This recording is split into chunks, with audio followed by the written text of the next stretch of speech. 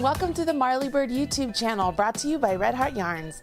In this video, I will show you how to make the snowman in a scrubby.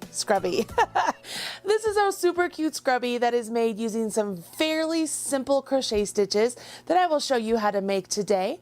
All you need to do is download that free pattern from redheart.com, gather your materials, and we can get started.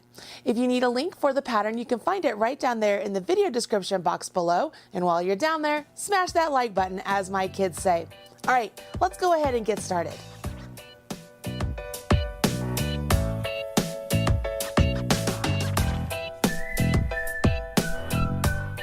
The first thing I want to point out is that this particular scrubby is made using Scrubby Sparkle. This is a fantastic yarn by Red Heart that is 100% polyester, and that means it is going to dry quicker than your regular old cotton dishcloth, making it less likely to sour and get kind of gross and nasty in your sink. Not to mention the sparkle really makes it look like the snowman is glistening like snow, right? It's pretty exciting. As I mentioned, this is made up using some fairly simple stitches, and we're just going to jump right in here at the start and get going with it. Once you have the free pattern, again, it is available over on redheart.com. I'll put a little link to it right up there in that I tab as well, so that way you can get started with that. Let's begin by getting our color A, which is Ice Pop. It's the blue color. And I will be using a slightly bigger hook than is recommended in the pattern, just so that you can better see the stitches against the red hook. We will begin with a slip knot. You place the tail of the yarn in the palm of your hand, take the working yarn, wrap it around your forefinger and your middle finger, and come back up. When you come back up, cross over and turn your hand over. If you take your hook, go underneath the first loop, grab the back loop and pull it through. Take your fingers out and give that a nice tug, and you have a slip knot. That is the first step to making the scrubby. Once you make a slip knot, you want to go ahead and chain 25 stitches. To do a chain, you take your hook, you go from left underneath the yarn back to the right, and with the hook of the hook, you will snag that yarn and bring it right on through. Let's do that again. You go from left underneath back up to the right, snag the yarn and bring it on through. You will do this until you have 25 chains, and you will be able to count your chains because you will look for this V stitch. If I'm holding my chains really still, you can see that there is sort of like a V stitch right there, and look at the core of the yarn, the actual solid core. If you count those V stitches, that will give you the count for the 25 chains. Remember, you never count the loop on your hook. Once you have 25 chains, we begin row 1. And row 1 has us put a double crochet in the 4th chain from hook. So remember, you do not count the loop on your hook, and you will count 1, 2, 3, 4 chains. In that 4th chain, you will put a double crochet.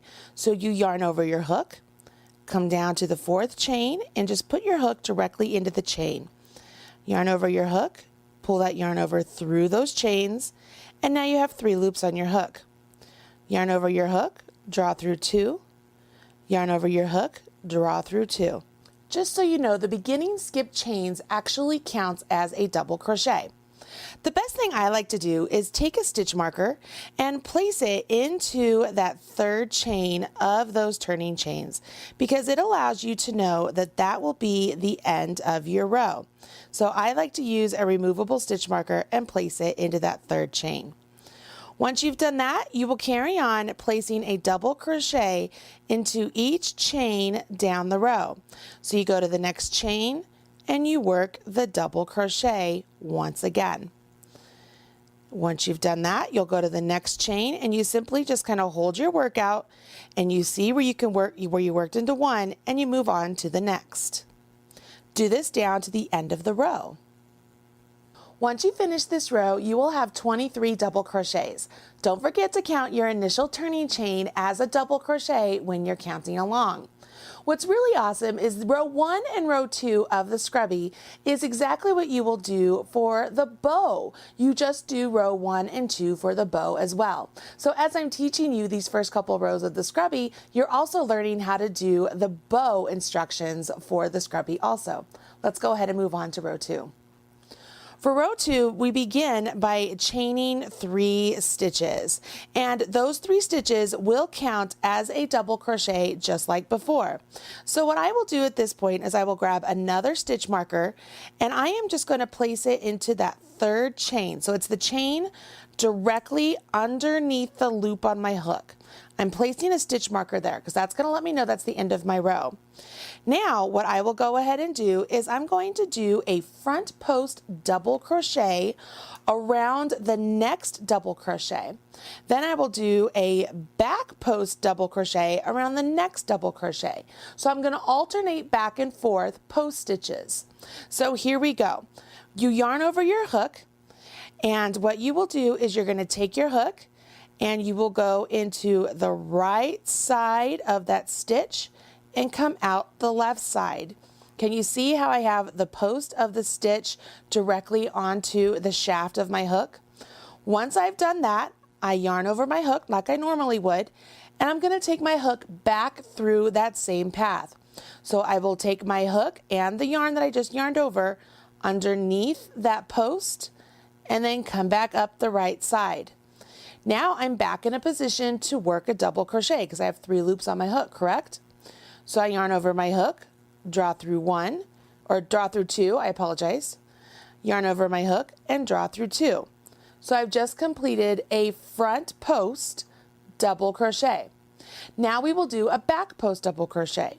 You yarn over your hook, coming to the back of your work, coming up the right side, and we're going to go over top of that post now and come out the left side back to the back of the work.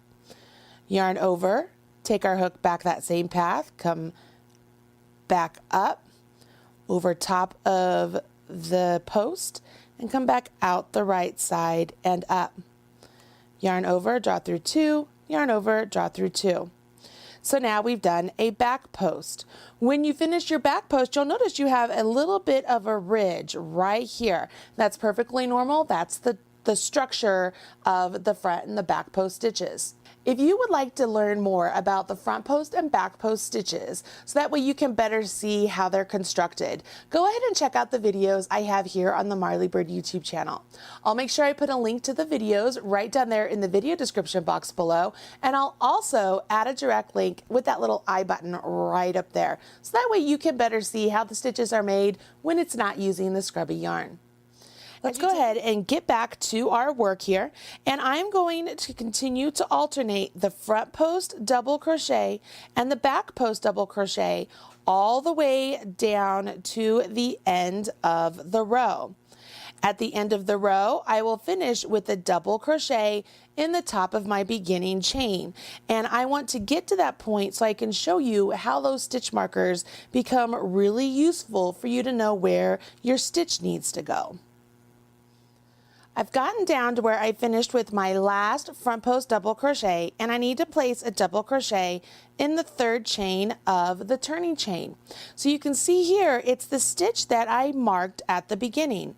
So if I place my hook directly into that chain, yarn over, pull up a loop, I am ready to finish my double crochet, and I'm ensured that I am having a nice clean edge and I won't get a misshapen square. Now that I finished row 2, we can move on to row 3, which is really super simple because we're going to carry on with this stitch pattern. Only now we've established the front post and the back post stitches. So when you carry on now, what you will do is you will continue to place back post double crochets around back post double crochets and front post double crochets around front post double crochets. Really super easy. Let me show you. At the end of your row, go ahead and turn your work and then chain 3. These 3 chains count as a double crochet once again. So what I will do is I will remove the marker that we just used because we don't need it anymore. We already have that stitch worked into. And I will place my marker into the chain that's right behind the loop on my hook. Okay, so that is my new starting point. Now I can carry on with my work and do a back post double crochet around the next stitch. Now, even if I didn't have my instructions here, I could see that I am looking at a back post double crochet because here's that ridge that we talked about, correct? So if I want to stack all of my back posts on each other, I know that if I'm looking at a back post, I will work a back post on top of it. So I complete a back post double crochet. Without looking at the instructions, I know I will be placing a front post double crochet around the next one because I'm looking at a front post double crochet, correct? Pretty simple. So what's awesome with this is even if you don't have the instructions in front of you, you can keep on track. All you have to do is read your crochet. If you're looking at a back post, work a back post double crochet. If you're looking at a front post, work a front post double crochet. Continue on until you get to the last 2 stitches of the row. I'm to the last 2 stitches of my row, and I will finish off with my back post double crochet around this last one, and then I will place a double crochet into the 3rd chain of my turning chain, which I've already marked, so it makes it very easy to find. Just go right into it and work my double crochet. And the instructions say right now we are to change the color A. You can either finish off your blue and then rejoin with white, or I can... The instructions at this point say to change to color B. Now you could just fasten off your blue and then rejoin with the slip stitch with the white, or you could do this neat and handy little tip I'm going to give you. What I want to do is I am going to pull out just that last pullover, pull through 2 from that double crochet I just completed. So what I have here are 2 loops on my hook. I will go ahead and I will snip my yarn. I like to cut a nice long tail so that I can weave in my ends. Now I'll grab my next color, which is my color B, Marshmallow, and I will pick up my work. And with the tail of the marshmallow just resting right down here by the tail of the ice pop, I will yarn over with the marshmallow and pull that marshmallow through those 2 loops. What has happened is I've changed colors, so I have a new color on my hook, but it has not disrupted the stitch from below. All I do now is carry on with my row 4, which is repeating rows 2 and 3, so we know how to do this. And I've already given you a tip that all you will need to remember is you begin with a chain 3, you end with a double crochet, and in between you work back post double crochets on back post and front post double crochets on front post. The instructions have you repeat this through row 13, but if you wanted to make your Scrubby a little bit bigger, you could go ahead and do that. Just make sure you have enough of the Scrubby Sparkle with you to accommodate those needs. Let's go ahead and move this aside and pull in the Scrubby so you can see what I'm talking about.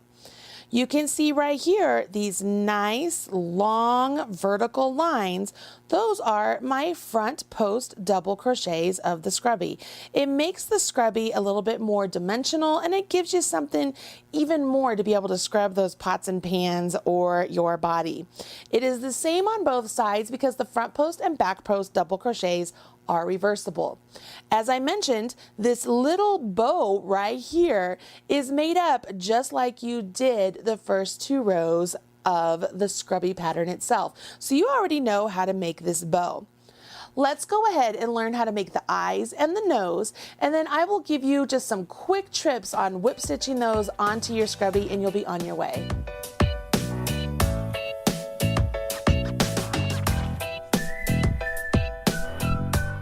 As you can see on the Scrubby, the eyes are made using the black licorice color, which is really perfect, right, for the little Scrubby, but it's not perfect for videos. So I am going to go back to the ice pop because I feel like you can see that relatively well to show you how to make the eyes.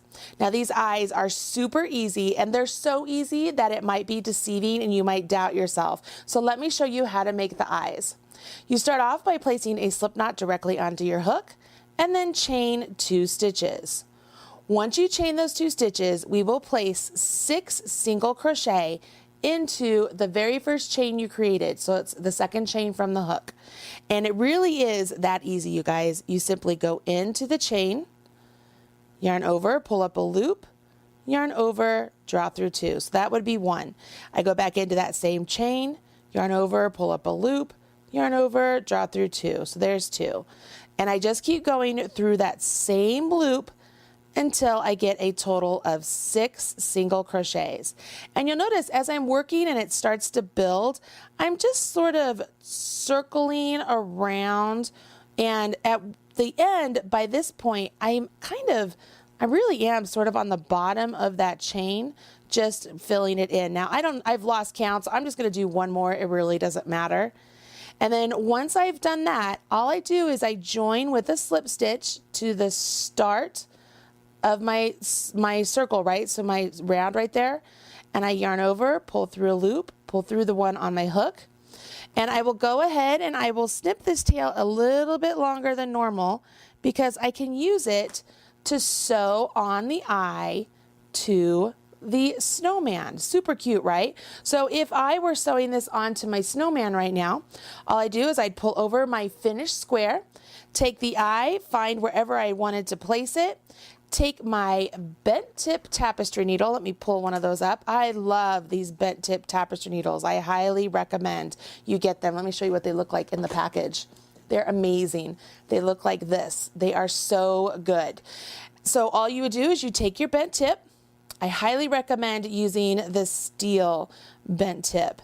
And so you fold your yarn, thread the yarn through the eye of the needle, and then you would simply use your tails here to sew on directly to your square. So let's see how you would do this. If this were my square and I just say I wanted to put one right there, I would just stick my needle literally right through the fabric, pull that close, get it placed, okay?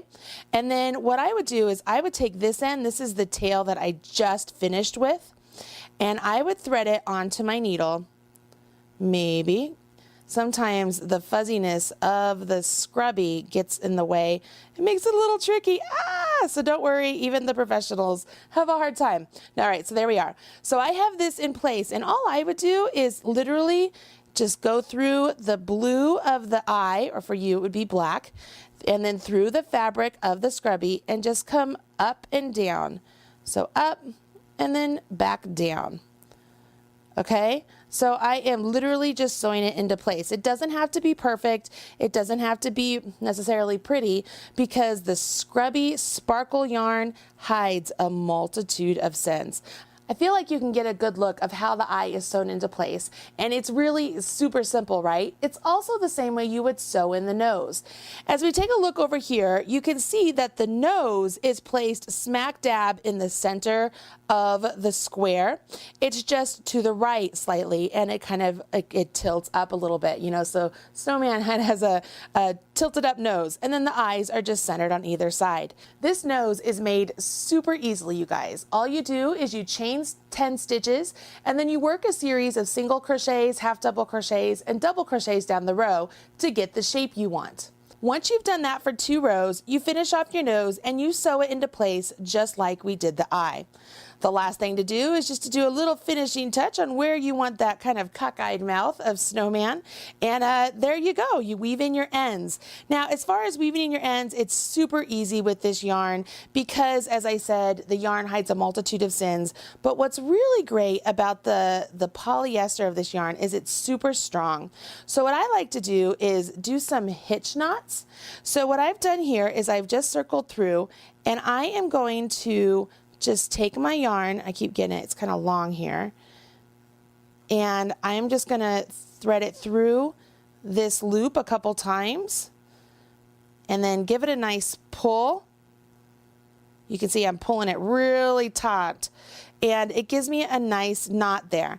And that knot will just kind of work its way into the scrubby part, and it just disappears. So it's really not so difficult to hide your ends in the scrubby. There you go. I'm pretty sure I've given you everything you need in order to make this super cute snowman in a scrubby pattern. This is a free pattern once again from redheart.com. Be sure to go over there and check out all of the other free Scrubby patterns that they have available to you. They are amazing. And if you find that you need some instructions, chances are I've done a video to show you how to make each one. I hope you've enjoyed this video, and if you did, please give it a thumbs up and push that subscribe button so that way you are up to date whenever there's a new video released right here on the Marley Bird YouTube channel. I'm Marley Bird, proud spokesperson for Red Heart Yarns, and I will catch you again soon. Bye. Hey, don't leave yet. I'm sure there are other videos here that you will enjoy. Go ahead and check out some of my knitting and crochet videos as well as some of my crafting videos. You will love them, I promise. If you hit subscribe, you'll be up to date whenever there's a new video released.